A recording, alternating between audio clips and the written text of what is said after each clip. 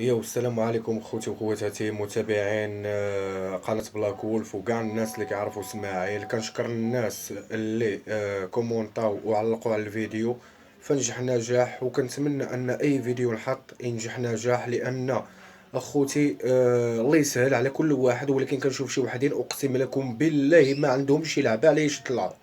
ما نعرف واش حنايا دايرين لنا شي لعبه على هاد الفيديوهات، ما نعرف.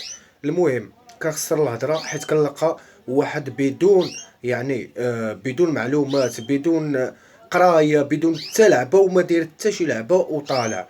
المهم كنشكر الناس باش ما يقولوش كنخسر الهضره، كنشكر الناس على اللايك د الفيديو، وشكرا على المساعده. راه ما كتخسروا حتى شي لعبه، راه جيم، راه ما كتخسروا عليها حتى شي حاجه. وانا راه ما كنتخلص ما والو، اقسم لكم بالرب العلي ما كنتخلص. راه كنمشي نضرب تماره بالكروسه يعني باش نجيب مصدر العيش ديالي.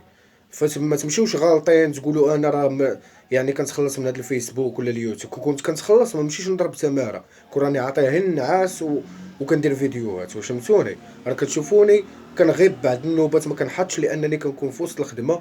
وكنتمنى انكم الله يسهل عليكم، الله يفجيها عليكم، ما طلعونا الله يفجيها عليكم. فهمتوني؟